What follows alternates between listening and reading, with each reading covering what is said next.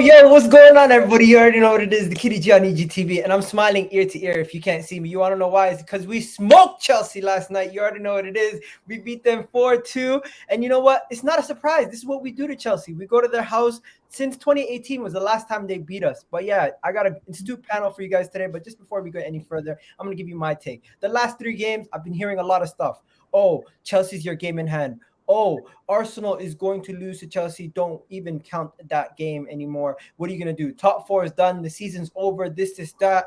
You know what happened? We went to Stamford Bridge with Mohamed Elneny, Eddie Nketiah, Rob Holding, and put in a good performance. Absolutely beat them at the end of the day, convincingly 4-2. And you know what? We'll unpack the rest of the game. But this is the conversation to all you football fans. Understand that football is a beautiful game.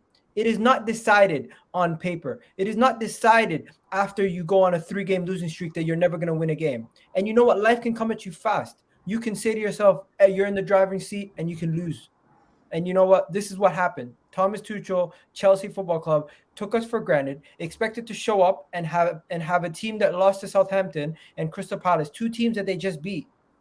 And they thought they were going to have an easy road. And you know what? This is how football is. Chelsea just beat Southampton the other day 6-0. We lost to Southampton 1-0, and we come to their house and we beat them 4-2. It's how football is. It's an interesting game. That's why we love it. And these games are not won on paper. They're won on the pitch. And the work ethic, the heart, the desire from all these players, we're going to get into it. Let me just bring it through the panel. Big up, everyone. We also got Mohammed here, Tyreek, Arsenal Mo, Colleen. How you guys doing? Everyone here to smoke that Chelsea pack. Am I wrong? Overdosing, bro. We're overdosing on it. We feel good. Good evening, all. Egal, Tarek, Colin, how are you all? I'm doing good, man. I'm doing good. You know what it is? For me, let me be honest, guys. I was more excited after we scored the goals. But after the game, I was kind of like, you know what? We have bigger issues now. I felt like for some reason I couldn't enjoy the game as much because it was almost like we went into the game with the defeatist mentality, and none of us really went into the game puffing our chest. And after the game, it's still kind of like, you know what? Now on to Manchester United, on to the next one. But before we get on to the next one and we get into that, let's get back to the game. How did you feel about the game? I'll start with you, Mo. Really, before the match, we all, as Arsenal fans, have a doubt. We're skeptical, according to our results and performance-wise in the last matches. But we have inner feeling inside all of our selves. I think that we have a good record against Chelsea recently, and especially at the bridge. So it was this inner feeling that was telling us that we'll get a result. We will play good there. So it was, for me, it's crucial win, and in the timing, in the right, correct timing to rectify the 3 painful losses recently. For me, many positives. Of course, the win, getting win in this period, regaining the confidence again. 6 matches before the end of the season, winning at the bridge, always fantastic result for us. Also, I think all the fans, even Arteta in fans or Arteta out fans should give this man yesterday credit. He get it right tactically, lineup, playing 3 at the back. His changes was very correct. Martinelli entering in the 70 minutes, he was lively. Nketiah was fantastic, but he get run out of steam 20 minutes before, and putting Cedric also in the right hand side and Saka up front He caused them very problems. Their defense, he and Martinelli, with their pace, with their speed. So I think Arteta got it right. Credit to him, and I liked a lot his speech after the match, praising especially Elneny, Holding, and Nketiah. These three players, especially, he emphasized Holding and Elneny. They were on the pitch, was not on the bench. They were not playing any minutes. So to play in this decisive game with this soul, with this blood, with this courage, Elneny and Holding, of course, credit to them and to Arteta that got it right. And a month ago, few weeks, I told you, Egal, here and many other places, this team need refreshing, need some new ideas. So putting Elneny, Holding, three at the back, I called Nketiah to play instead of Lacazette in the last 4 or 5 weeks, because I saw that Nketiah provide us with something that Lacazette didn't, which is speed, which is pace, his press. He makes any defender, he and Martinelli, commit an error, and inside the box he has an eye to the goal that Lacazette doesn't have.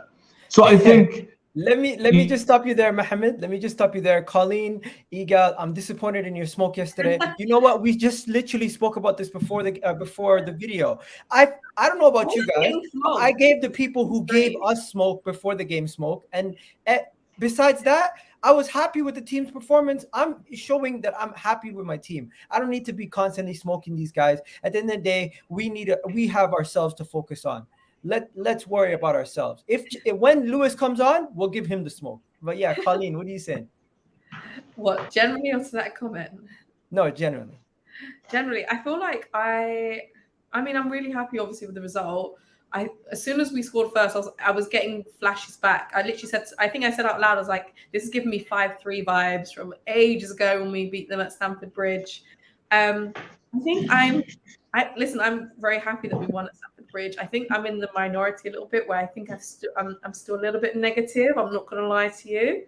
I appreciate the performance, and especially with the injuries and all that crap. But that's a whole nother subject, why we're in that boat to begin with. But I felt I can't say I wasn't pleased with the performance, but it was a very chaotic display. It was a good performance because we won, but I wouldn't say it was just good. I wouldn't go too hard and say it was a great performance. I found the first half very chaotic. I find it disappointing that we can't hold on to a lead for longer than 4 minutes within that first half. Now, listen, we've come off the back of 3 losses, so the boys did very well, and Arteta especially for shaking things up and actually trying something new. I said last week or 2 weeks ago that he's going to be worth his weight in gold now to turn this around. If he's the manager that we've been told he is, this is the time to come and show it. But I'm happy with the result, but it can't just be a blip, this little Chelsea result. We actually have to get something at home against United, and we can't have another spell of losing 3 in a row. So I'm content, I'm happy, but I'm cautious. I'm cautious with my optimism and happiness, because it's going to be the hope that kills me, and I can't go through that heartbreak again. Nah, yeah, I think. What are you saying? Yeah, I mean, the game. I mean, the game was that was an amazing performance. Because the most important thing was for me was not to lose the game, but the fact that we won the game was surprising to me. I thought the lineup was spot on by Mikel. I wanted Rob Holding to play, because I thought at least Ben White as an inverted right back can help us play the way we did when Tomiyasu was there. And I felt that yesterday we took our chances very well. They scored off 2 lucky goals, in my opinion. The second goal, in my opinion, was a foul on Ben White. They checked it on VAR. I don't know why they didn't chalk that off, but we know as Arsenal Football Club, we don't get those decisions. And Ramsdale, he's worrying me, because I felt, even though he was a bit blindsided by that Werner shot, I felt his reaction was quite slow. I think Ramsdale's in really poor form at the moment. That's something to keep an eye on going forward. But I agree with Miss Colleen Wills. I think I need to see more. It can't just be one game. against Manchester United on Saturday. We need to win that game and put real pressure on Spurs. There you go. Tyreek, what are you saying just before we go to Sam? Yeah, it's very interesting, Moles and Colleen's point, because I do see where they're coming from a lot of the time. I echo their thoughts in terms of, yes, it was a good performance. It weren't great because of the conceding the 2 goals, but I want to add context to it and say, you know what, this is a very much, there was changed side in terms of Rob Holding, Elneny being in the side. That was a big risk by Arteta. And I thought he did that well. And those players have shown why they are the older figures, even though we know they're not at the level that we want them to be. And because of that, that's where we have been in the past few seasons. But they've shown that mentality. Even though a lot of our fans would probably have liked to have seen them leave, they have shown that they do have the standards in terms of their professionalism, keeping that at the club. And yeah, we have to remember these guys are young. A lot of these young players, all 4 of our goal scorers, got all 4 goals were scored from Hale End boys. What the eldest being Eddie Nketiah at 22, who's not had many minutes, not had many starts, and a lot of us have doubted these players and put them down and said, you know what, Eddie's not good enough, and he might, and I don't think he will be for where we want to be, but he, once again, you can see why Arteta's trusted him.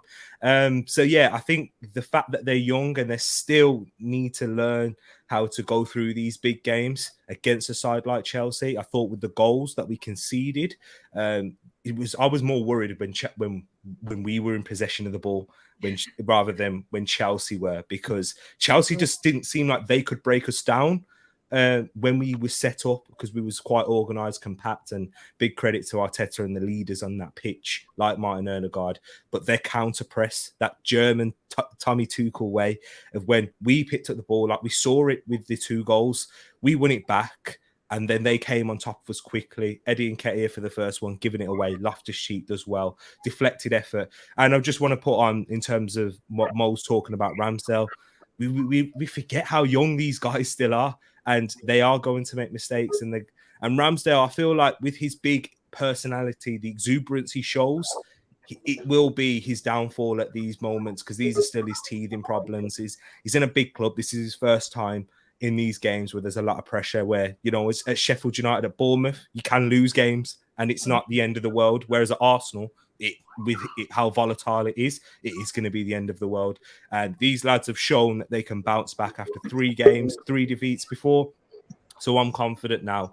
But I am feeling a little bit wary of United, and it's mainly because, once again, we're young. We show those teething problems. We can have an off day. But yeah, that's the next one. The next game is always the biggest for me. Yo, I'm not gonna lie to you guys. Sorry to the people that I sent the wrong link. I sent some of these guys the wrong link. They're waiting in the wrong studio. My apologies. Rookie mistake. Wait, mate, I stayed on the tube. One stop too long as well, so worked out all right, man. No worries. So yeah, I sent the link out to a lot of people. So we're gonna have an open discussion in a second, but let's just go through everyone. Try to keep it as quick and concise as possible. Sam, you're next. What are you saying? Bro, I'm saying it. We beat Ku Klux Chelsea with ease yesterday, bro. That was literally, we battered those, man. They could not touch us. They could not touch Edward Nketiah, right? Who hasn't started a Premier League game consistently for 2 years. This elite Tommy Tuchel defense that was going to drag Chelsea to the title. Hello, wait. Sorry.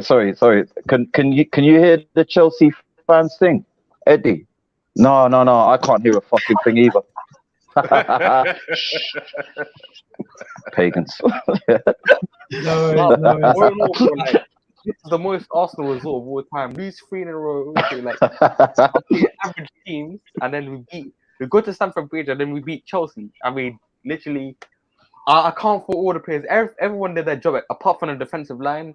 That was a bit shaky at times, but from midfield to attack to a man, that was good. But if I want to say is, if the attack plays like that, like it did yesterday, and the defense like just improves a little, I want an 8-2 against Man United. I want 8-2. That's all I want. Wow. Okay. Wow. Okay. That's a big claim, man. Just so, Mohammed, I don't know if you still have to go, but you're sticking around. Mo, you there? Arsenal Mo. Okay. I don't know if he's on mute for some reason. Anyways, we got Qasim here, who is a Chelsea fan. Qasim, what you got to say about the game before we move on? Because we're going to be bringing in a couple ops here. Yeah, man, I can't be long anyway. Thanks for having me. I appreciate that. No, I watched the game last night, and I thought Arsenal deserved to win. I think first half they played us off the park. I thought our midfielder was terrible. I thought Odegaard he ran the show. I'm not gonna lie, and I rate Smith Rowe as well. No, I thought Arsenal deserved to win. But in the beginning of the season, to be fair, I chose Tottenham to finish top 4. Got tweeted there. When Conte got the job for Tottenham, I thought straight away, because he's a world-class manager, I thought straight away he would get top 4. But I just want to say Arsenal deserved to win it last night. I was fuming with Chelsea. I thought the manager got it wrong. So yeah, man. Just wanted to say that, and thanks for having me. I appreciate that, man. No worries. Thanks for coming, bro. Appreciate the respect coming on. Hold the smoke. But yo, Samuel, thank you for coming on also. It's just full house today. So let's move. And Mo left also. So yeah, let's go to Saeed. We haven't heard from you in a while, man. Saeed, how you been, man? I'm good, man. I'm good. I'm buzzing. Yeah? Yeah. Yes, of course. To be honest with you, I didn't expect to win yesterday. But Arteta, come on. He's still in shock. He's still in shock, bro. Yeah. It's unbelievable. Let me say, we were talking last week, and I said, why didn't you change the system? Look at Tavares. Tavares is like a complete transformed player. It's like a completely different player. I mean, if anybody's seen the chat we had last week, I was not having Tavares at all. But he's transformed, and the reason for that is because he knows that he's actually being protected in the back. He knows. So this is why he was running at Chelsea left side like no tomorrow. The guy was running. It was full of running yesterday. It's absolutely unbelievable. And Nini, come on, why this guy is not playing? Why not giving him enough minutes? I mean, come on. The guy did really, really good game yesterday. I mean, yeah, I'm buzzing. I'm very happy. There you go. We're just gonna do a quick call here. We got regular caller, always calls, always in the chat. Bro, what are you saying, Demon? Yeah, I'm good, Egal. I've been watching you ever since you joined the Football Terrence show with Terry. Big up to you, bro. I respect your views, but sometimes I don't. I'm not going to be rude because I'm 19, but I'm not going to be rude, and I respect everyone on the panel. But I don't agree with you because I'm gonna wait. I'm kind of with you waiting to the end of the season to see where Arteta finishes. But for me, if Arteta doesn't get into the top 4, he should be sacked because I don't think I respect your opinion, but I don't think that's the discussion that we're trying to have today. So, Demon, I will literally invite you to a show where we can just have a conversation, just me and you, another time. I thought you had something to say about the Chelsea game itself. Okay. No worries. Okay. All right. Peace out, Demon. All right. Let's go to Gunner King. Gunner King, what are you saying? You're on mute, bro. Okay, you're unmuted now. Oh no, you're still on mute. All right, there you go. Yeah. I'm all good, man. I'm just real happy, man. Like I had Chelsea fans coming at me sideways on my TikTok, on my Twitter. I had Lambs coming at me on my Snap and my WhatsApp. I had them all coming at me just saying, "Listen, 9:30 tomorrow, we're coming for you. You're getting this smoke, yeah." And I was just like, "All right, okay." Yeah. Now they're all getting this work. All these Tottenham fans last week, yeah, saying, "You bottled top 4. Yeah, we got top 4 in the bag, yeah." You see that over there on the other side of the flats? We're going to see them at the lane real soon, yeah? But anyway, yeah, all these people have been talking. Man United fans, big up on Monday from the Man United agenda, coming at me sideways. You lost 3 in a row. Wait till you lose 4, and then you lose 5, yeah? Because he was like, you're going to lose against Chelsea, and you're going to lose against United. And you know what? They got absolutely piped by Liverpool, yeah. And then the next day we beat Chelsea, yeah. So that was a little double jeopardy for him. I'm literally flying off top ropes, yeah. For these Chelsea fans, for these United fans, for these Spurs fans, they're all getting wrapped in a big blunt, bro, yeah. Not having it from them, yeah.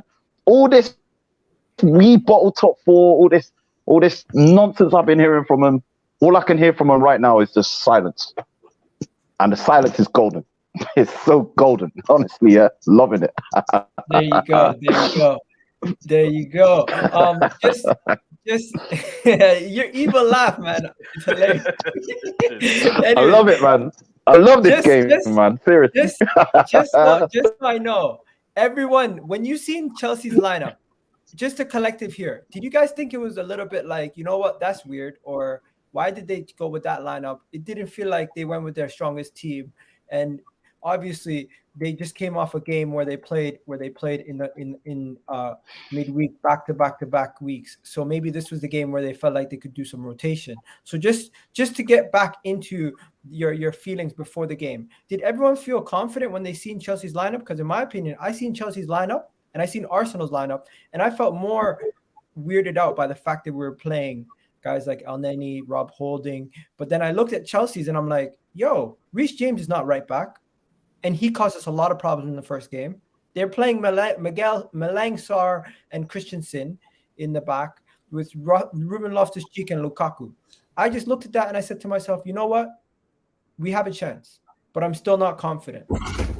What I thought, honestly, was Chelsea didn't come here to respect us tonight. That's when I saw the line, I was like, they don't respect us. They think because of form, they're just going to run over us. Like, that's what they thought. They didn't realize that at the end of the day, now London derby be this, and Chelsea be our junior brother, our small boys. And from time to time, we let our younger brothers get a bit of shine, which is what we've been doing for the last few years. But last night, they collected 4, 1, 2, 3, 4. It was a madness, bro.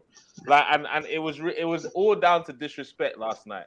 They thought because of our form, back-to-back losses, they could just turn up to the bridge and they were going to turn us over. They thought, Lukaku ain't been scoring goals. Let me give him some confidence, play him against these Arsenal boys and have him score a brace or something.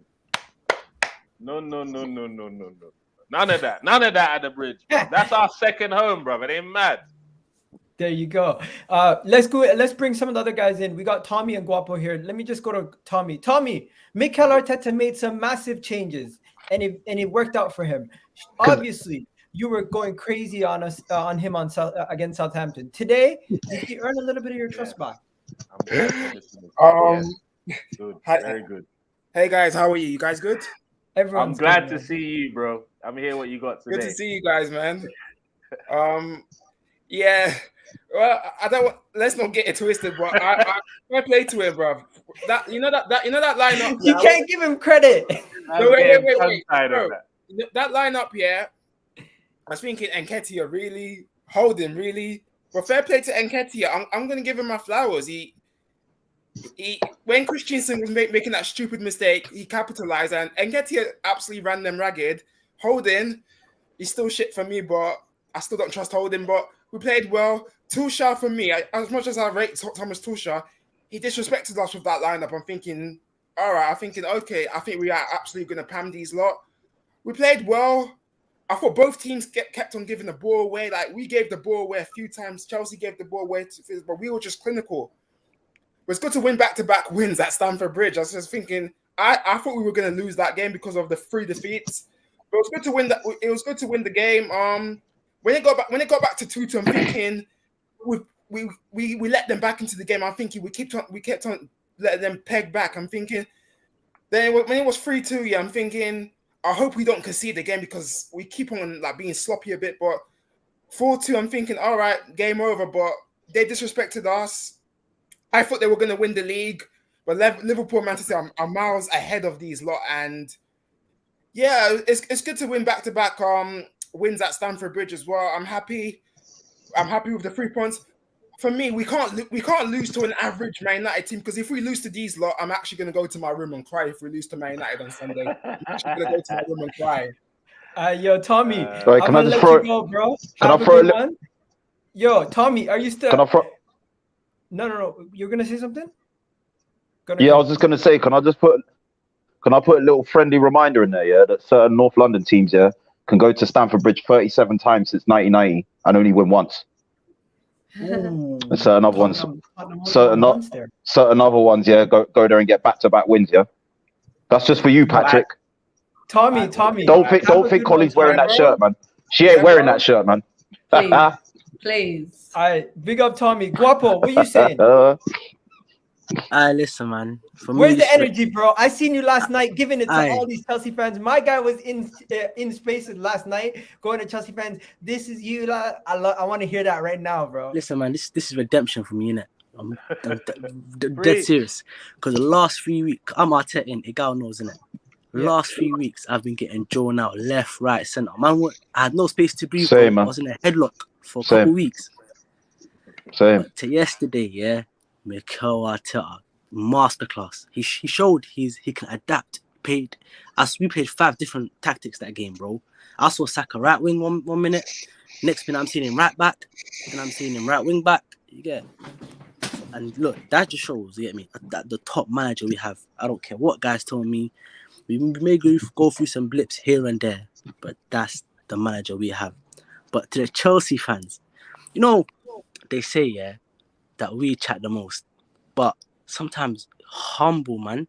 Get me? So come humble. They were telling me, what's the point of even watching a match? They were DMing me. I swear I had 15 DMs. I didn't even know some of them telling me after the match, you better be on. Don't be hiding. We're going to give you 4. We gave them 4. How does that happen? But listen, I saw their team. I don't think they were taking a piss in it. I think that's the best team they had available for them. Because they had Rudiger injured, I think. They had Kovacic injured. You get me? And I think Lukaku put it in there. I don't know why. Probably because he bullied Pablo Mari and he thought Gabriel was Pablo Mari or something. But other than that, I think that's the best team they had available. But for us, I think Elneny, big him up. Big up Elneny because he can literally throw all his toys at the pram because he's leaving on the 3 in the summer. He could just say, fuck this, I'm out. Why am I playing football? But he come on yesterday and he's done his thing. Big him up as well. Granit Xhaka, my captain. I don't care what guys tell me, that's my captain. Odegaard's going to be the captain. My captain.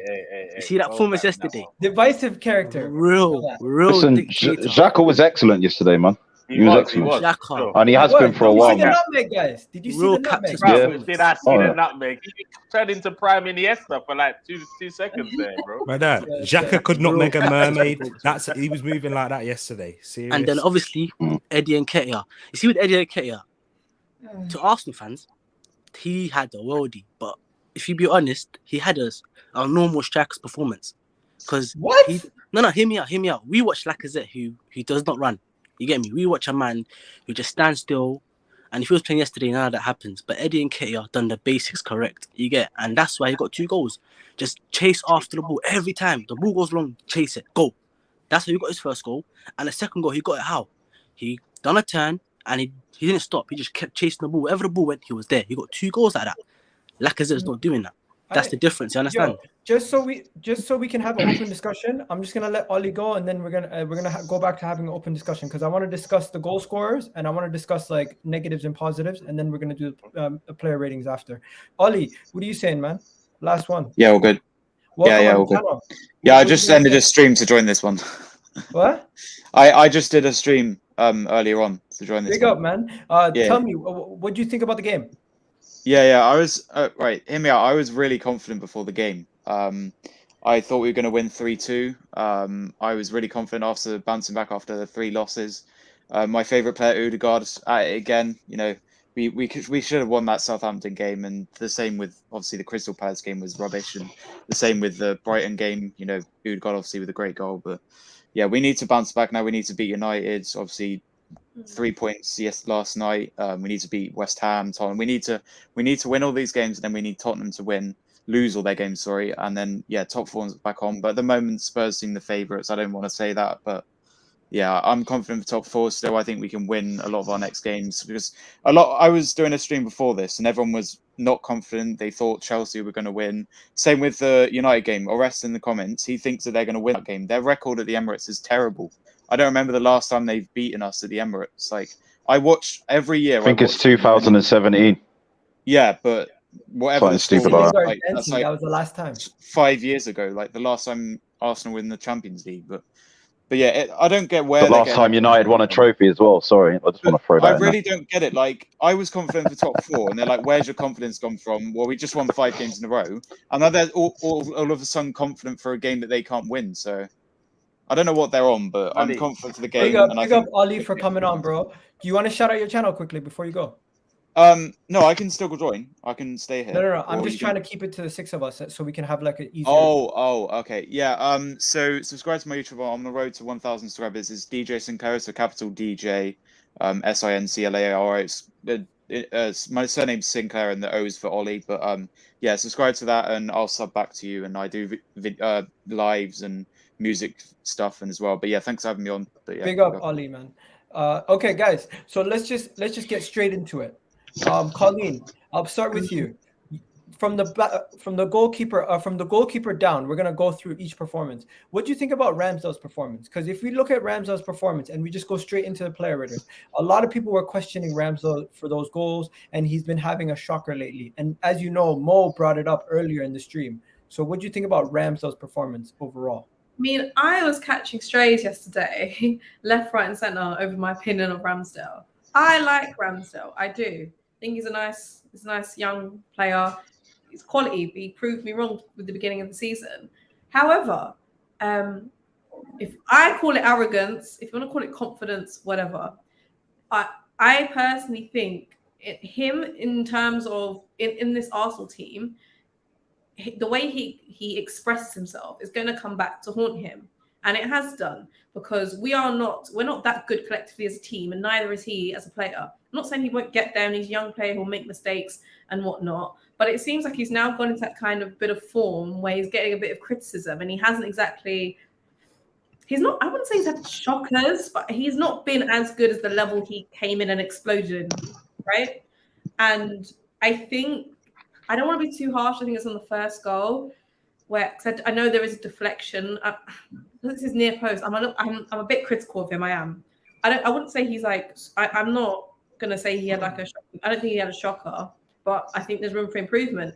And I just think everyone, the fans and him, needs to just like kind of take it on the chin, and improve. Because like I said, you're gonna have that big confidence or arrogance, whichever way you want to call it, when we're winning and things are going well, and you're playing well, you're gonna have to take that in a constructive way when you're not necessarily in the best vein of form. And the unfortunate thing is when you're a goalkeeper, your mistakes are hyper-analysed, because 9 times out of 10, your mistake leads directly to a goal. So that's where he's unfortunate. I just think it's a learning curve for him. I don't think it's a shocker, but he's in a patch of form where we need him to improve and start making saves again that he had no right to make, because he's now set that bar. And we're in that territory where we kind of need it at the minute, in terms of every game is a must win. Yeah, the difference, to go on the back of what she's saying, I think the difference between Ramsdale now is even when we weren't playing well, he was playing well at the start of the season. Whereas now, when we're not playing well, he's not playing well. So he's like, so I'm not really, I've told everyone that because of the way, just like Colleen said, his style of play means that he's probably going to make a big blunder in one game. Let's not get it twisted. He's going to do it. I just pray for the fans. I think like don't get on his back when he makes Let me just ask the people in the comment section, what do you give Ramsdale's performance yesterday? Because I think it's unfair to give him like a terrible performance, because the second goal, he couldn't do anything. The first goal, the thing is, he made a mistake. But like, these things happen. Gunnar King, what are you going to say? Because I was going to say 6, in my opinion, is a fair result. Yeah. I mean, like, look, I think I agree with both. Like, Colin, I agree with both Colin and Nigerian Englishman to a degree. It wasn't one of his best performances. The thing with a keeper that young, they are going to make mistakes. We got to remember the context he came to the club in. Like, we didn't want him. We were up in arms. So I think where the confidence, as Colleen talks about, does border on arrogance, is like he had to assert himself and be like, look, I am good enough to play for Arsenal Football Club. I have to win the fans over. I have to win the rival fans over. I have to win the pundits over. I have to win my own coaches over. I have to bench Leno. I have to do all of this, yes. So, yes, I think there has been a dip in his performances of late, but he has returned from an injury. And he has also returned into a defense that is depleted by injury as well. It's a good point. So, you know, defense shielding there, bro. And obviously that to basically... Sorry, man, my phone's overheating. I'm coming inside. But that makes a huge difference to a goalkeeper because these are the people that are around him that are going to protect him to a degree as a young player, but also as a goalkeeper, you know, like you're protected by your midfielders and the defenders in front of you. And obviously there's not been continuity there. So I think a little bit of that needs to be taken into context as well. Yeah, okay. I agree with that. Just to try to move the conversation away from Ramsdale. I just want to say something quickly. Can I just say something quickly? Yeah. How many times was he coming off his line and saving us in those moments? I think he still had a good performance in those ways. Okay, so we're gonna agree to give him a 6, as MS said. That's fine. I'd go higher. I'd go higher, 7. Now, people, let us know what you give Ramsdale, Gabriel, and Rob Holding, because we're gonna talk about Nuno separately at this moment in time. I'll start with you, Colleen. Ben White, he was a right back. You like a little bit of Cedric at right back. So I started the prophecy of Cedric when he went on that rich. It was with both you and Saeed on when he came in, and he kept performing really well. I'm not gonna lie to you, I wasn't really. It served its purpose yesterday. It's not. I didn't really enjoy the defensive performance. If I'm being completely honest, I didn't enjoy it. I felt a little bit nervous the whole time. But that's not just on Ben White. That had a contribution to do with in terms of having Holding back in the lineup as well. Not saying he had a terrible performance, but it just made me a little bit nervous. In terms of Ben White, I mean, he's not. He can play right back. He's not a right back. I think he did as well as he could. I mean, I remember in the first half, there were a few moments where I think he was trying to assert himself in that position, to be honest with you, and then a decision. It's up to you whether you think that it was a foul or not. Obviously, it wasn't given the second goal. I think he did okay. He's not a right back. He was put. I mean, he can. So you saying 6 again? I would give him. I'd give him a 6. I don't remember being particularly angry at him, if I'm honest with you. I have a more chip on my shoulder with Rob Holding, but that's a whole nother. Let's move on to Rob Holding. Tyreek, what do you think about Rob Holding? I thought, you know what, you got to remember as well, this guy's coming in from the cold. He's not played many games. It's so difficult for a player to do that at this level in this type of game. As I said, Chelsea's counter-pressing. He was excellent, man. With his clearing the balls, he was headering it away. I thought he helped Ben White on a few occasions because with Ben White, he likes to go and make these and dive in and try and make these sort of fouls in those channels. And I thought, and there was one time he made the foul and the advantage was played, but Rob Holding aerially, I thought that's why he was brought in for this game, because he's good aerially and so are Chelsea, set pieces, leading. And this is why, man, I thought it was good. I'd give him a bit higher than Ben White. I thought Ben White was, probably a 5 actually, but I'd say a 7 for Rob Holding. There you go. Holding. Yeah. He had a shocking first half, you know. Mental. I'm not going to lie to you. I was going mental. Very generous, man. Yeah, Rob Holding had a shocking first half, mate. I don't know what. You know what? First half, he was awful, I'm okay to give him a 6. What are we saying? 6. I think 6 point. I think 6.5. I think 6.5. I think me in the middle. The next guy I want to talk about is Gabriel. I don't know about you guys, but I thought Gabriel handled Lukaku perfectly. Like he tackled him 4 times, had like 6 clearances. He was one-on-one with Lukaku the whole night, and Lukaku couldn't do shit. So I know Lukaku has been one of the worst signings in world football in history, in my opinion, with the way that he's performing at this moment in time. But the fact of the matter is, he is a £100 million striker. He is a man who's supposed to have some physical presence. And the way Gabriel dealt with him and his assignment was Lukaku, I got to give him a 7. What do you guys think? That's fair.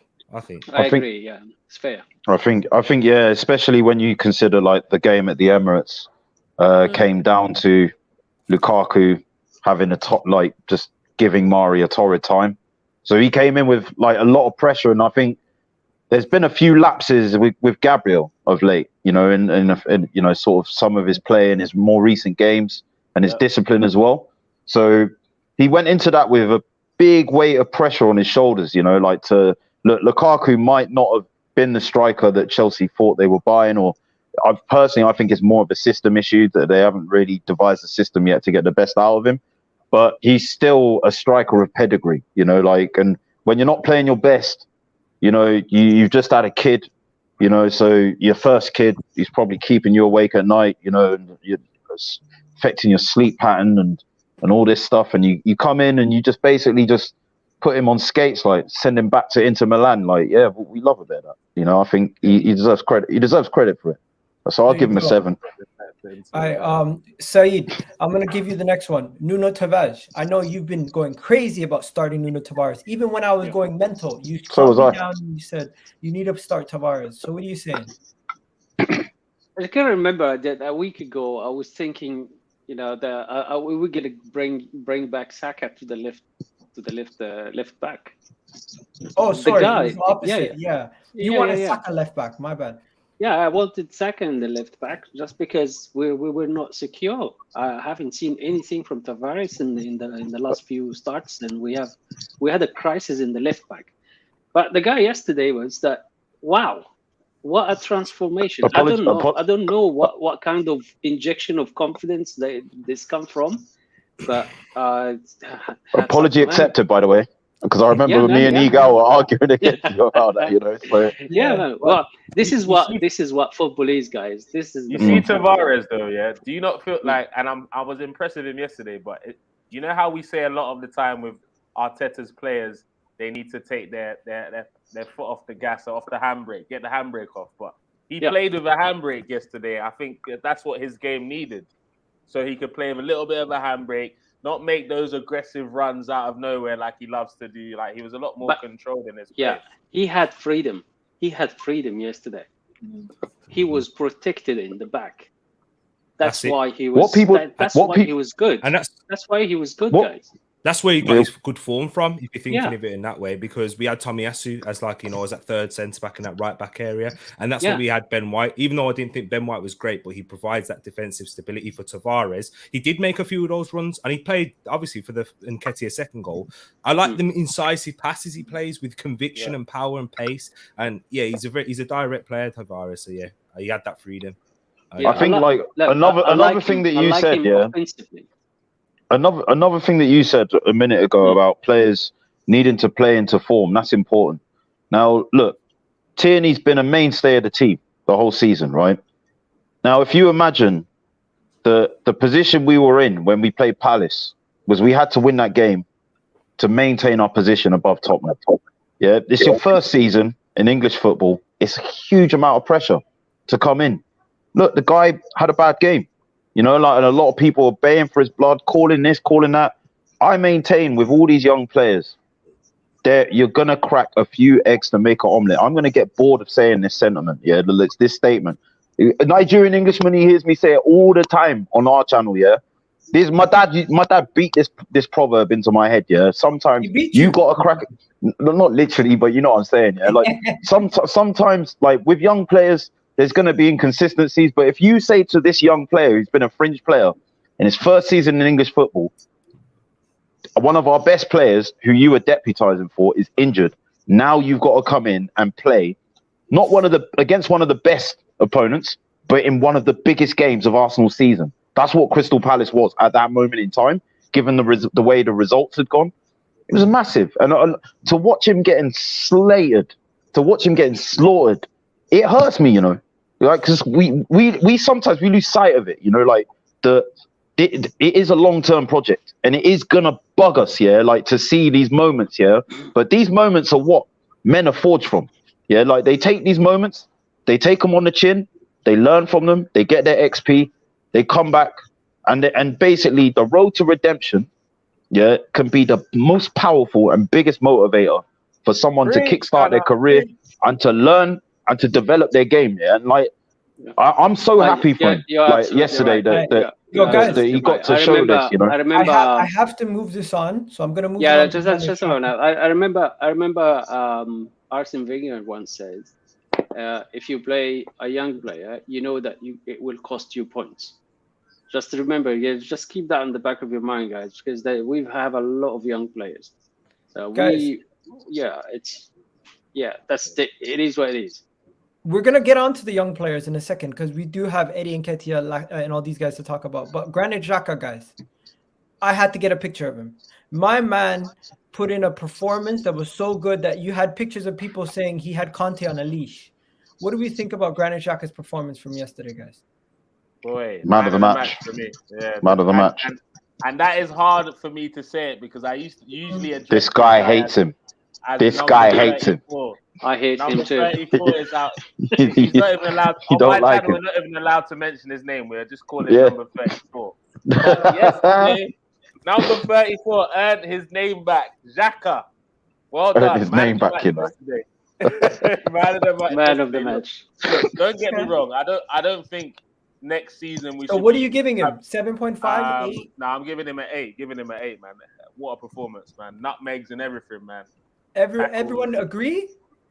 Yeah, I agree. Yeah, he was outstanding. There was moments where he was giving it away as well, but once again, like it is with a pinch of salt. It is with a pinch of salt because I hate him as well. Did you give Nuno a 7? I'd say 7. I'd say I would. Yeah, you can't go. You can't really, Gabriel Nunes, I think, got 7s. Yeah, for me. Yeah. Nah, bruv. Zach has to get. This is his fair wear tool, guys. Man, we need to make sure he gets the good player ratings for his last season. I don't. He ain't leaving. Maybe this is for another stream, but I think we should keep him. I'm just throwing that out there. Definitely for I'm going bold. You know what? I don't have a going problem bold. with keeping Granit Xhaka if we as long as we get another midfielder. Of correct. quality. Correct. Right now, but I'm gonna get onto it. Mohamed Elneny, he gets disrespected, and Odegaard as captain, I'm starting to like it. Like I'm okay with the two of them. Yesterday's performance, obviously you don't want me as a tactical director because after yesterday's performance, I would have given Eddie Nketiah a new deal. I would have given Elneny a new deal. You know what I mean? Like you don't want me as tactical director. I'm not even joking. I'm dead serious. Like I'm carried away. I'm gonna make 3 statements that I'm probably gonna get hung for. But number 1, even if Eddie scores 10 goals towards the end of the season, he still needs to go. Big him up, signs out on a high. That's number 1. Number 2, just because we won last night, guys, top 4 isn't on, guys. Let's stop doing that. It's a great result. What? It's not I'm on. telling you now. It's not. I'm telling you now. What? I'm telling you, we're not finishing. Excuse me? Top 4. I'm not. Great Bro, result. don't do that. We're gonna hold on to that. Don't do that. Bro, I'm gonna have to get out of here. Let him land. Bro, I'm gonna have to mute everyone. Yo, Nigerian Englishman, we are not even done the Premier League. Sorry, we're not even done the player ratings, and you want to get into a whole can of worms about top 4. He's doing it on purpose, man. Wait until the end. Okay, guys, we need to get on to what he said. What was the third one? But let's start here. Elneny, Odegaard. You got the captain and you got the midfielder who put in a good performance. What do we think about the two of them yesterday? Because in my opinion, Odegaard captaining us to his first win, Mohamed Elneny coming in after being frozen out from majority of the season, outstanding performance from the two of them. And I personally, I'm giving both of them a 7 or 7.5. What are you saying? Odegaard slightly higher than Elneny for me. I don't know, impact. I don't know because look, bro. This is why. Hear me out. The reason why is because Elneny came in where everyone expected him to do doo-doo. Yeah, no one expected anything of him, and he pulls off. I wouldn't say man of the match, but he done what we asked him to do. He runs and plays it safe every time. I don't know why. But that's all the time he does that. No, you know what I'm going to do? I'm going to meet you in the middle. I'm going to give Odegaard a 7.5, and I'm going to give Elneny a 7. But just to let you guys know, Odegaard yesterday was outstanding, and it was good to see him back, as Colleen said. Fun fact: no player since November, no player in the Premier League has created more chances than Odegaard.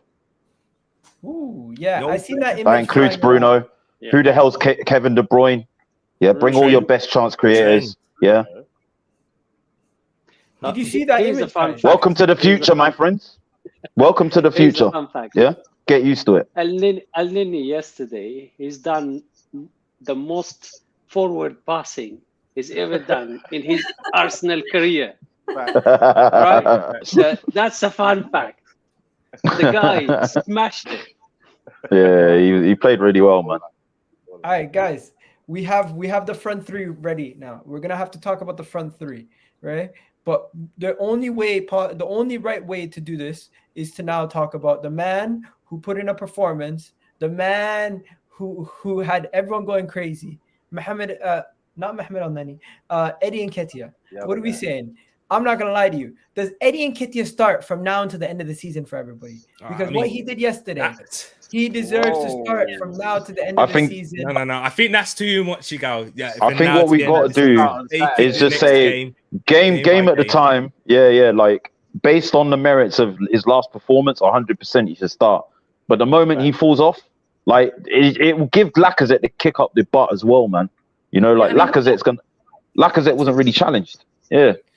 Sorry. My man of the match, I'm giving him a 9. Wow, he had a better game than Xhaka. I don't know, bro. I'm giving him a 9 because the man has put in one of the best performances. Fair play to him. He outran every single player on that pitch. He did everything he could to bust his gut to get those goals. And you know what? 2 of those goals don't happen without his work rate and effort. For sure. Let's not get overexcited, but yeah, for sure. He did. Also, I did get overexcited, and I was one of those people tweeting out that he should be starting for now until the end of the season. And I think Mikel Arteta spoke about something that you guys are definitely not going to be happy about. Did you hear what he said about him possibly wanting to get him a new contract? Fair play. Listen, I'm not losing sleep. Listen, I trust Teta, man. When he bought all these players in the summer, I was like, what's he doing? Would you remember the pandemonium? All of us on Twitter Spaces, we were like, listen, we're gonna get cooked this season. Yeah. And he's come through with the goods. So listen, he's earned a little trust. If that's what he wants to do, then let him do it. That's what I'm saying. Can you read this? There is no way. Yeah. Unless Eddie is happy to be third choice striker, because we need 2 new strikers in the summer, right? Yeah. Facts. If Eddie's happy to be 3, that's fine. But as a starting striker for Arsenal Football Club in 2022 and 2023, no, it's not happening. Okay, and you got too excited. Yeah, we have to hit game by game. He's much better than Lacazette today, but they're both not very good. Let's hear what Arteta said himself. Tariq, you want to take it away? Yeah, so if there is one player that I've been unfair with, I think it's him. He has given me every right to do something different. So if Eddie hasn't played more, it's my fault. And because as a manager, I have missed something or I haven't had the courage to play him more. And today he showed me again how wrong I was. And I think he's right. Listen, that's my manager. That's accountability. That's accountability. That's what people need to know about Arteta, yeah? And he's doing it. Man took that on his chest. He firmed it. Yeah. Humbled himself, man. That's humble. This is what a good manager does, man. Nigerian Englishmen and Colleen are not buying it. What's going on? Come on. Brother, Eddie, please. He has made many calls this season, and we've only answered. It's because he's got a name. That's why. The one game. He's a domestic cup striker. If he even as our third choice, I don't want him, but he's holding back Balogun, my Niger brother. So please. You see, I told you, agenda after run. Yeah, that's what it is. Look, I think Colleen put it perfectly. You know, like how I summarize it. Yeah, is if Arteta offers him a contract and we go and get 2 strikers. Look, we want to build a competitive squad, right? People need to fight for places. Yeah, they need to be hungry. Yeah, I don't want to talk about Man United too much. Yeah. But do you think it's a coincidence that Luke Shaw started becoming Shawberto Carlos as soon as United? He was never Shawberto Carlos. Like he's lapsed. No, but the point is, yeah, he pulled a rabbit out the hat, yeah. The moment Tellez turned up on the doorstep, yeah. And I think Nketiah is a good player to have around to just be like, look, Lacazette, if you don't want it. And you know, I back Lacazette to the hilt. Like Egal knows, Nigerian Englishman knows. Yeah, we're losing you, bro. You're his twin. I'll give him 8.5. I'll give him 8.5 for his performance yesterday. He was very good. Maybe it's that, yeah. But to compete in Europe, you need 4 strikers anyway. All right, yo, people, let me just ask everyone, yes or no? Lacazette or Eddie Nketiah first Manchester United? Who are you playing? I'm playing Eddie Nketiah. Me too. Yeah, Eddie. Yeah. Okay. Eddie. So Eddie. until Eddie Nketiah falls off, we're gonna play him. Yeah. Yeah. Okay. That's how it should Is be, though. anybody putting a contract? That's how on it should the be. table? Yeah. Is anybody putting a Never. contract on the table after one game? No, I'm Never. not putting a contract on the Not table. even You said after you was? 5. I'm just saying. As a You already fan, said I it get to him, excited bro. and I do dumb shit sometimes. This is crazy talk. Crazy talk. I'm telling Wow. you. Listen, I genuinely believe Mohamed Elneny should be given a contract on similar terms to what he has right now, and like extend him for one more year because we cannot lose all our squad depth. This is the thing, man. I'm more okay with that Egal's than right. anything. Egal's right. Mohamed People need to Elneny- be thinking about it. If we're gonna keep one player, Rob Holding, Elneny, and Eddie Nketiah, I would keep Elneny out of those three. The important thing to remember as well, yeah, with the average age, with the average age of the average age of the squad being so young, yeah, it's all well and good being like these players aren't good enough, get rid of them, but you need to keep a little bit of experience there, yeah. Like with Nketiah, he's young. Listen. What I'm trying to say here is Nketiah's come through the system, so he might be young still, but he's someone that is Arsenal, yeah. Like with Elneny, obviously he's got the age, the experience. He's played Champions League games with Basel. He's played big games for Arsenal, so he's got that bit of experience. Some say he's the best Egyptian in the Premier League. He's been there for a long time now. I'm not talking about keeping these guys around and making them your bona fide first team 11 players. No, I'm talking. Your connection's moving mad. Just jump out, jump back in. Jump out, jump back in. Your connection's moving mad. I don't know what's going on. Let's see. Let's get him. Let's just remove it and let's see if he can get back in any moment. Yo, Saeed, you still there? Yeah, he's still there somewhere. We're gonna move on to. I'm here, mate. I'm just sending you something about the squad. Just give me a second. Okay. No worries. I'll be waiting for it. Move on to Emile Smith Rowe, guys. What do you guys think about Emile Smith Rowe's goal? I thought it was a beautiful played goal from the back to the front to the Saka Odegaard to pass to him, and the angle that he scored it from, tight angle. He almost scored that twice, if you guys remember. He could have scored a second goal. Similar situation. Nice feet in a box. Yeah, I thought. Let me just give you guys my floor. I'm saying minimum we give him as a 7 because he did score a beautiful goal. He did well, and it's his 10th Premier League goal this game. That's this season actually. So that's pretty impressive.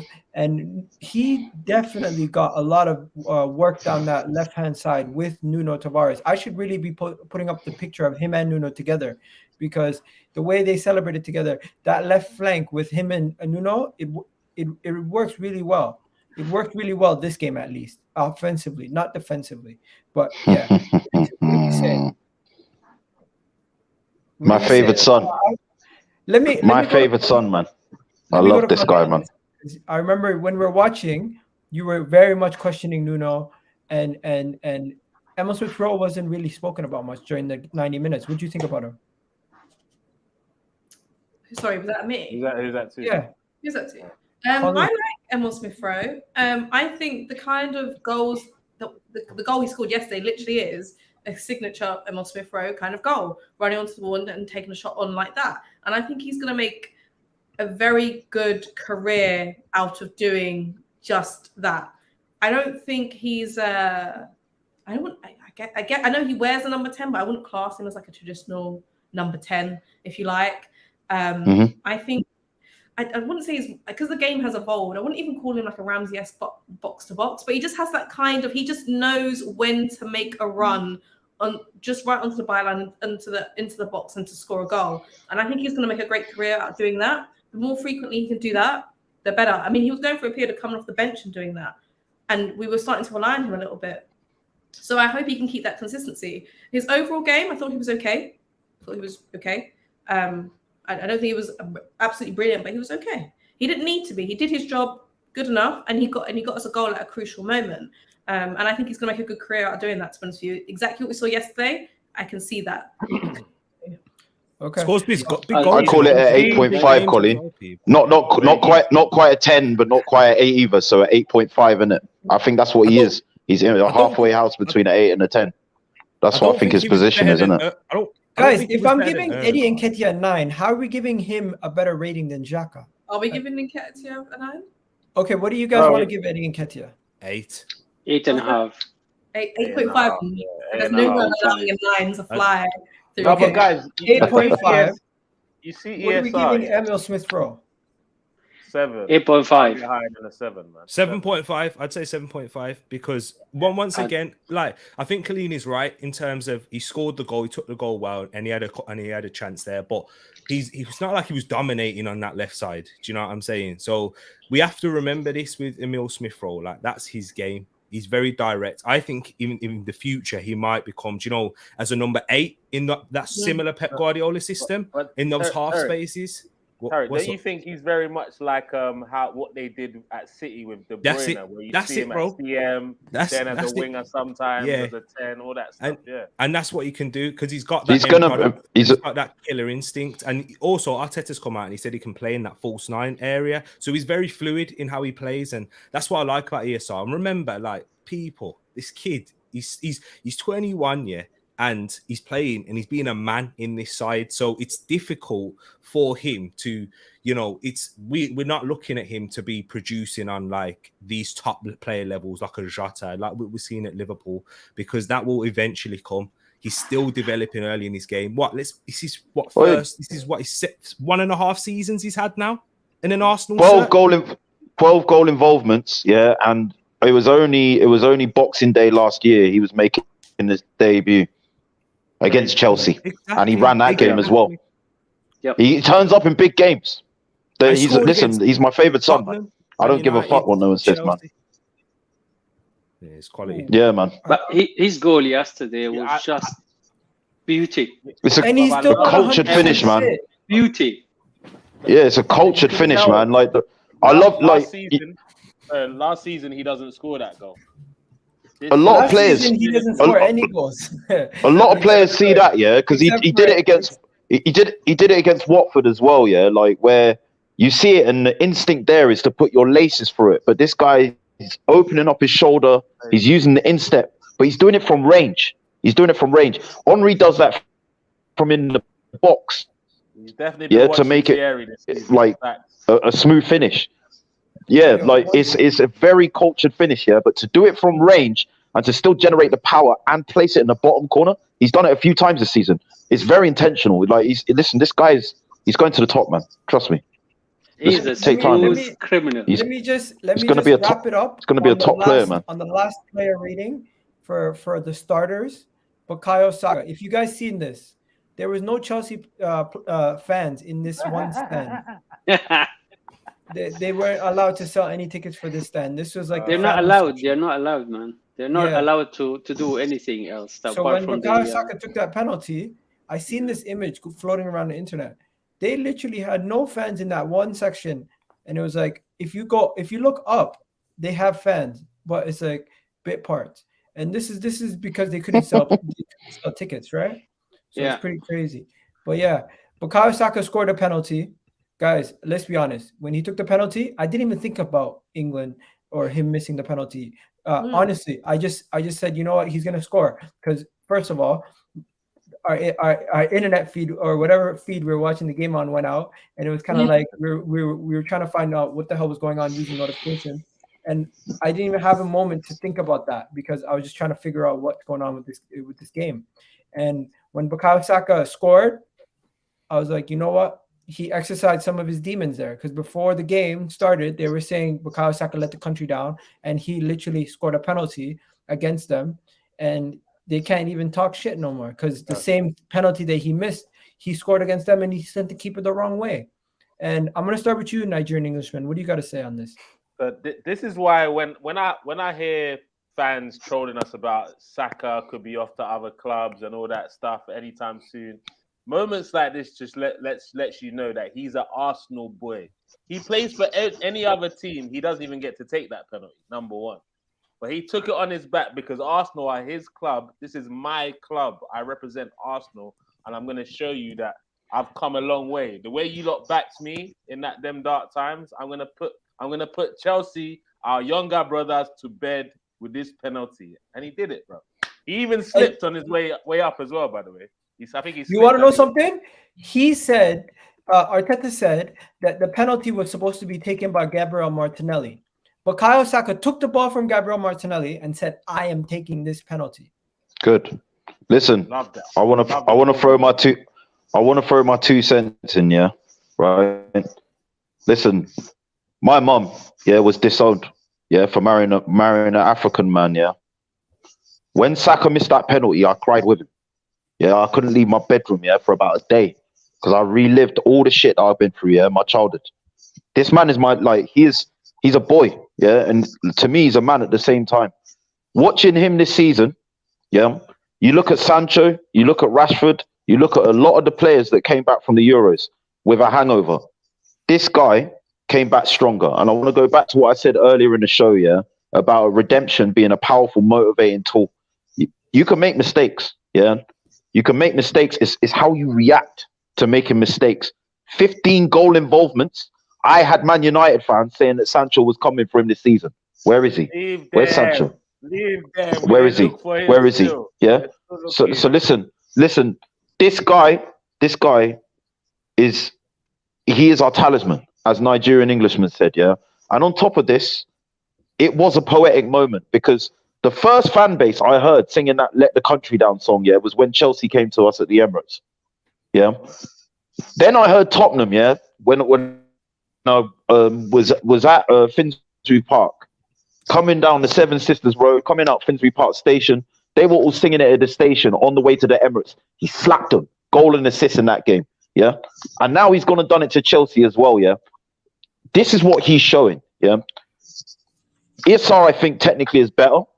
But Martinelli and particularly Saka has got a strong mental strength, like a resoluteness, about his mental fortitude, like where he is being put into the fire and he's coming back each time stronger and stronger. Okay. Like he's doing it like no other player in this team at the moment. And no other young player I've seen at Arsenal for a long time as well. Sorry, I just have to get all that out. He's a bit of a Let me just stop you there. Was it a penalty? He is. Was it a penalty? Yes. Because some people are questioning if it was even a penalty. Now, I'm just going to show you guys a still image. Still image doesn't show you enough. But how is this not? How are people even debating that this was this a penalty? Because the rock bottom in, bro. Nah, you can't. There is a debate for it because obviously he's locking Azpilicueta's arm in there. But this is what I'm going to say. I remember in the first game against Chelsea, we should have had a penalty then, and there was a definite penalty. So these things do actually come around. So even if he's and it was on Saka as well. That foul was in the first game against Chelsea. Watch it back, people, and you'll see it. But it is what it is. How many times have we been denied penalties for exactly. Odegaard against City? For come on, I'm taking it. Mount was lucky to be on the pitch as well with that tackle on Cedric. Big guys, I'm just going to show you this. I'm just going to show you this. Bukayo Saka literally was trying to pull him off me. He started grabbing onto him from outside the box. By the time he got into the box, into a position ahead of him, he said to himself, "There's nothing I can do at this point." He had to go down. And anyone who's debating that it's a penalty or it's a dive or anything like that, you could rewatch it several times and you will see numerous occasions that Azpilicueta is grabbing his shirt, pulling him down. And in my opinion, this is a stonewall penalty. If it happened against us, I wouldn't complain. The moment that he's got into the wrong position, the wrong side of the ball, and the wrong side of Saka, he committed the foul. And therefore, it's a penalty. Whether Saka grabbed him later on or not, that's the bottom line. Right. Yeah. What did Thunder Road say? Show the other angle, Egal. What angle? What is he talking about? I think you did. I think it was after. But they're trying to say they're trying to imply that you're showing the angle to follow your narrative rather than. Bruv, it's a penalty, whatever angle you want to see it as, bro. It's a penalty. I'm so confused. Cry more. Just keep crying. So enough about the penalty. Enough about the penalty. More on the actual red card offenses. Mason Mount should have been sent off twice. Did you guys see that? Yeah. Like Yeah. I have Is the it- images. But was it him both times that challenge? Was it both? Yeah. Bro, it was. he did Yeah, a yeah. challenge on Nuno Yeah. Tavares where he had his studs up, and I have the images just to show in case Colleen or anybody who's watching, because I know I missed it when I was watching it live. I didn't He see wasn't this even one. booked. No, he literally won't But book studs that apparently- one. up.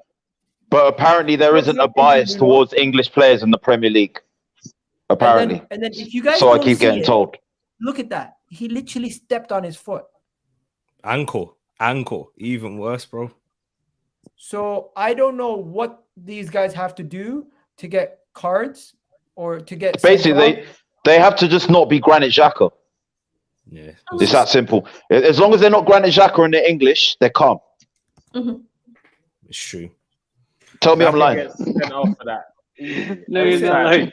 I don't think It's so true. there's anything. I don't think anyone disagrees that that's a sending off here. So we're just gonna keep it swiftly moving. Let's talk about top four. What are we saying? Because I seen an image after the game, and I'm telling you, it looks like Tottenham now have harder fixtures than us, and Manchester United. If we beat Manchester, I'm not even gonna say if we just focus on ourselves, we could easily be back in this whole thing. But Nigerian Englishman, you fully disagree. Why? Look, like this is what I was scared about. I had a feeling that we'd win this game against Chelsea because of it was just typical of us, lose these back-to-back games in the games that we're supposed to win and then win at Chelsea. My only concern was I just hoped everyone wouldn't start saying, "Oh, top four's on because of this result." Look, mathematically, yes, it's on. And I remember the first time I came on the channel, Egal, I told you that this team is a young manager, a young squad. They're going to have blips where 2 or 3 games in a row, they're not going to get the result we want. That's just happened. And I can't see us not. I can't see that not happening at least one more time before the end of the season, at least dropping in a game that we should be winning. So I can't confidently hand on my heart say we're getting top 4, that's bro. exactly why we are in it. That exact reason That's is why it. we're in it. Exactly. No, but wait, Colleen's guys, fine. look. The Top same. 6.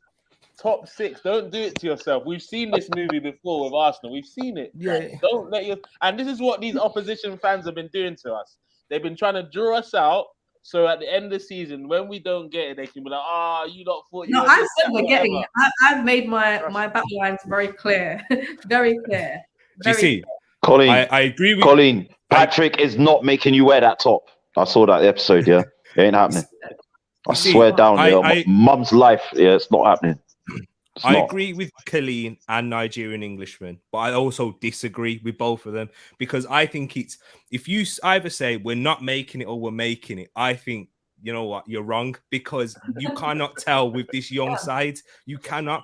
They're like kids. Do you know what I mean? Like you don't know if you have a niece or nephew or son or a child. You know, one day they can be amazing. The next day they're like the worst, and you want to get rid of them. That's children, and these kids are kids in football. So yeah, it's so hard. You can't put your house down or anything on that. Like. I've game by game. I've consistently said throughout the season, even when we're in a stronger position, it's not over. And I said it after we lost these 3 games. And you know what? We should know. Look, Man City, they did the double over Man City, and they paraded we done the double over Man City trophy, and then they got slapped by Burnley. Man United out here getting piped by Everton. Yeah. Come on, like, all right, we lost to Everton, so that probably wasn't a good example, you know. But like, we got young. Listen, we didn't bring no goat. We didn't bring no goat home to do it, yeah. Like, so you know what I'm saying? Look, the team that they got, yeah, right. Those teams are not being consistent either. So to just throw the towel in after we lost those 3 games, I'm like, no, why are you doing that? Why are you doing that? And look, they got beat by Brighton. And you know what? I've got a funny feeling about Brentford as well. You know, Brentford slapped Chelsea up. They beat us. They beat a few big teams, man. They got scalps in them. Man. Listen, Leicester as well. Leicester have got scalps in them as well. 90 minutes at a time. That's all you have to do with us. Seriously. No, look. Yeah. I'm not sat. I've never sat here and said we are getting top 4. But what I'm saying is, yeah, you shouldn't sit here and definitively say we can't get top 4. No. Do you get? There's a difference. You get what I'm saying? It's very possible. One second. I fully agree with you there. The It's thing never- that I hate is when our own fans say we can't do it. That's what I hate. No, what? Because we can do it. I just don't think we will.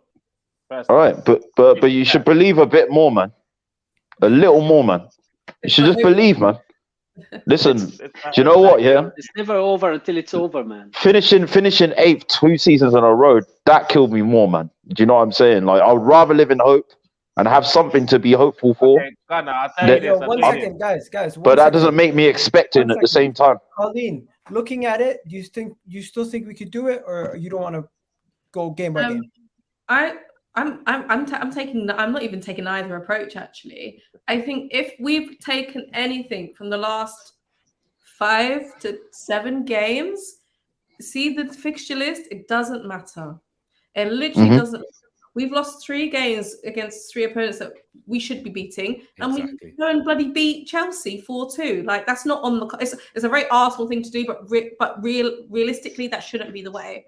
So looking at these fixtures mean nothing to me. Honestly, it means absolutely sweet FA. United have barely any consistency, but who's to say that they won't just go on a 4-game win streak? They haven't even done that this season, but stranger things have happened. We could go on a 4-game win streak. Stranger things have happened. We've done it. I just don't think I'm not taking any fixtures as that looks like a tough game for them. So I think that's the reason why we can get it. I'm taking it game by game purely based on the fact of I just don't trust Tottenham. I don't trust Arsenal. Don't trust United against any team in the Premier League. Now, I hope for our sake and I hope for my blood pressure we get top 4 because I'm going to lose it if we don't. Like, I've already made my stance very clear. But that's where I'm at, essentially. If we can win, essentially, I think 5 of these remaining games, 1, 2, 3, 4, 5. No, if we can win 4, draw 1 at the very least, or win 5 of these games, I think we've done it. I think we need to be careful about our goal difference. Well, I mean, all 3 is awful. I would hate for it to come down to that. And I'm very nervous. I'm not really interested in who we're playing. The only one I'm interested in actually is the last game of the season with Everton. If we end up in a situation where we need to win for top 4 and they need to win to stay up in the Prem, that's a game I will not be watching. That is a game I will not be watching. There's no way. No, but don't you guys agree though with if we beat United this weekend, that's them out of the top 4 for me personally. I'm not saying that means we're getting it, but for me, if we beat them, that's them out. And if we go into the Tottenham game 3 points ahead of Tottenham, then you can have me back on the show saying other things and stuff. Yeah, top 4. But unless those scenarios happen, please don't call my phone. No, look, let's go to Tariq and Saeed. Let's go to Tariq and Saeed. Yo, 1 second, Gunnar King. Let's just go to Tariq and Saeed because they haven't spoken much on this. Thoughts on top 4, because we already know what us 4 think about it. And you should know what I think because I've said it numerous times already. But Tariq and Saeed, what are you guys saying? Tariq, I'll let you go first. Bro, it all goes down to that Tottenham game. All goes down to that one. That's a 6-pointer, people. Like, we can look at the other games. Colleen's right. You can't look at Arsenal and Tottenham and say, yes, we should win this game. Let's tick that one off the box. This one's going to be difficult for them or us. Because look, we thought that Newcastle against Tottenham, that's going to be difficult, slapped. We thought Aston Villa against Tottenham. Aston Villa, they look decent, slapped. Brighton, they'll get past them. And then they lose. And that's the same thing with us here. So that Tottenham game, 6 points, people. We cannot, I think it's not even a fact that it's a must win. It's a must not lose for us because of the gap that creates between us and given the amount of games at the end of the season. Saeed, do you agree? Or? I agree with you, but I'd like to add just one more maybe dimension. The 3 teams are not consistent. Neither us or Tottenham or United or even West Ham. There is no consistency across the board. So I wouldn't take us out of the top 4, and I wouldn't even take anybody else out of the top 4 to be completely fair. I will say one thing about playing West Ham though. That's very fortunate is obviously I'm happy for them. They're still in Europe. They're going to be wrapping their players in cotton wool for that game at the Olympic Stadium. So I think I'll say this: if we can beat United. And I'm still saying even though they're terrible, I'm someone that never turns my back on Man United based on what I've seen them do in my childhood. if we beat United, right? Yeah. And what would happen is, even if Tottenham beat Brentford, which I think they might drop points in, their next game's Liverpool. So if we can beat United and West Ham, and they drop points either against Brentford or Liverpool, there will be a 3-point gap. And if Liverpool can substantially score a lot of goals against them to bring that goal difference that Colin was talking about back into balance, I think something interesting could happen. For sure, man. I think we have a very good chance. The thing is that there is no consistency, and we're gonna have to say that, just to be completely frank. Whoever going to have any kind of consistency out over the next 6 games, that's the team who's going to the top 4. That's the team who's going to play for the Champions League. But again, we overachieved this season. Tell them. I really believe that we overachieved. I mean, before the beginning of the season, I was saying if we are in the top 6, I'll be very happy. If we get anywhere near 55 points, I'll be very happy. Okay, I think we did really well. We did really well with the youngest squad across the entire Premier League. We did really well with we had a little bit of consistency and then we dropped it. But that's gonna happen. That's gonna happen. Those guys will learn. Those guys will learn. Those guys will learn. They will come next year even stronger. 1 second, Gunner King. Just very quickly, we're 4 points off of last season's points tally with 6 more games to play as well. We're gonna wrap it up, and just before we wrap it up, I'm gonna ask Saeed something quickly because he sent me this. Saeed, what was this? This basically the squad. When we come to look at any squad, we basically separate them or divide the squad across all the age and the minutes. So when you look at this, you will see how many youth we have. The youth is between 18 and 24 years old, and then you have a peak, which is between 24 to 28, and then you have the experienced between 28 to 32, and then the twilight zone. This is how our squad looks like right now. So you can see how many youth that we've got right now. I mean, I've done this afternoon. It's amazing. I mean, when you look at it, come on, guys, we have a very bright future ahead of us. Mm-hmm. Very true. So they count Ben White, Gabriel, and Tierney as their peaks. Yes. So you're telling me Bukayo Saka is still like 4 years away from his peak? Yeah, so scary. Yeah. That's how much potential this guy has. I think that graph is a good demonstration. But also with defenders, we have to remember peaks for defenders is usually in their later period. Yeah. They peak later. Exactly. Yeah, and 26. Attackers around about 24. Yeah, 26. Sometimes 28, 27, 28 with defenders. But yeah, attackers around 24. Yeah. And guys, just so we can wrap up, what's your prediction for the United game? Because I don't mean you don't have to do a score prediction, but do you think the lineup's going to be similar? Do you think we can have a similar performance, or do you think this team surprises us and it's just you wouldn't be surprised if we had a shock? Can I start? I think we're going to have a very good chance. We're playing at home. We're just beating Chelsea. The guys are bumping up, and it's 4 days between the 2 games. The guy's chest is full on, and they will get down to the ground and do a very good game. I think we have a very good chance. I'm not going to say we're going to definitely win, but we have a very good chance. Can I just ask a question? Yeah. Anyone think Partey? When's Partey back? No, Partey's not going to be back anytime soon, bro. He just started elliptical training. That's it. But he's not been out for a long time, guys. We got if that's Tomiyasu who's just coming back onto doing those things, but the guy's been out for a few more, a few weeks now, 2-3 weeks. But the guy's just been back on the bike already. That's a good sign, people. I'm not saying he's going to be back for this one. Right, but don't do this to me, man. Don't. Hey, don't get my hopes up. Why?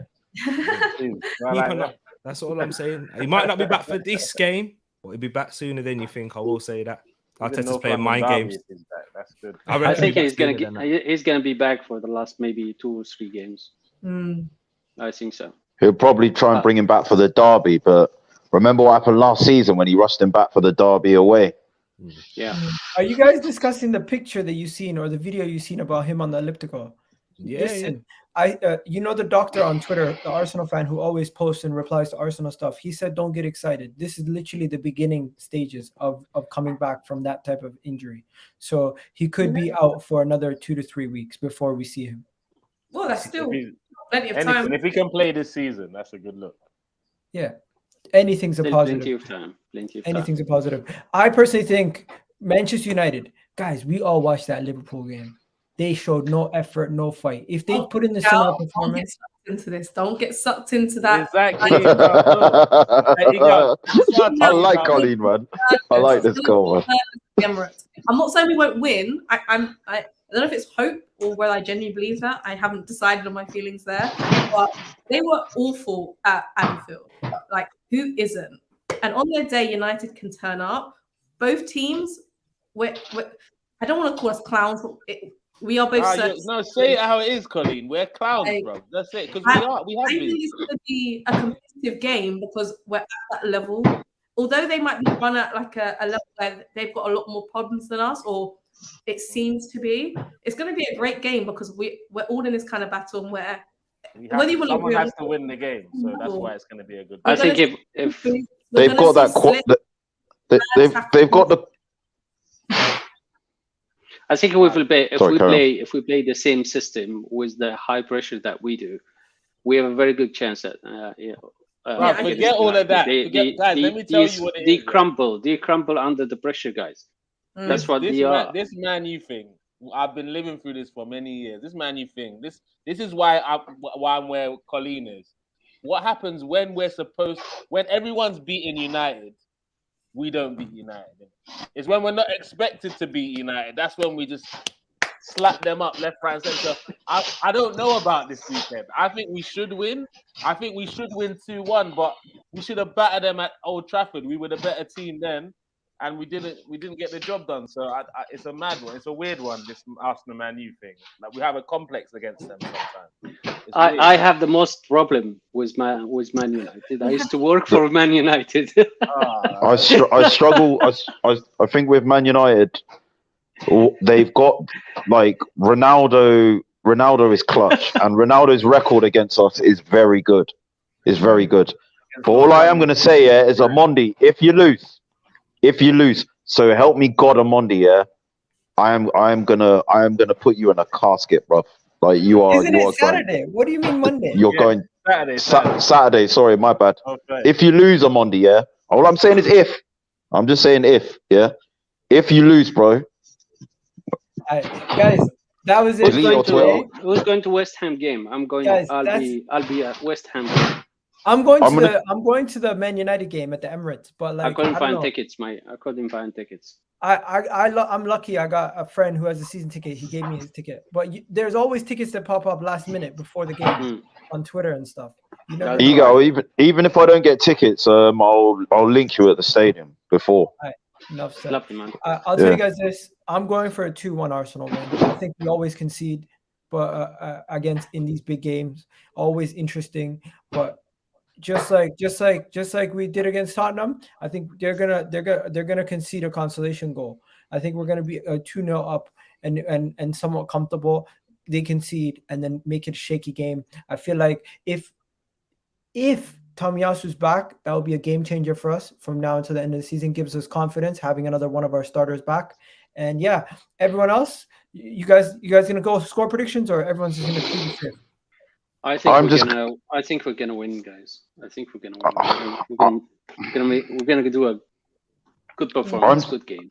I'm just gonna predict that hopefully he goes with the same lineup as well. One thing I want to say is, look, I am Arteta in, but I do accept that he makes mistakes, and I think looking at the stability that Elneny brought to the midfield, I'm just a little gutted that he didn't see that sooner.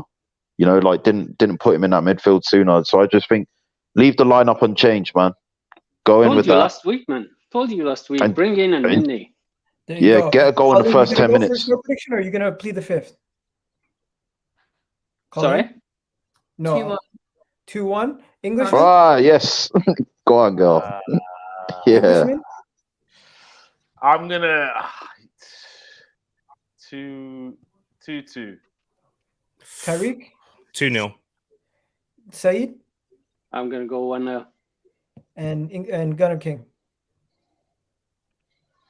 Gunnar King. My head says 2-1. I've hexed a few predictions. I've hexed a few predictions. I can't lie, man. I made some predictions. The last time I did a prediction was against Nottingham Forest, bro, and I've not done one again since this season. Okay, no worries. So we're not going to do a prediction today. Bro, I was Guys, traumatized, man. But guys, remember, this has been the Chelsea Pack. You guys have yourselves a wonderful day. Yo, we smoked that.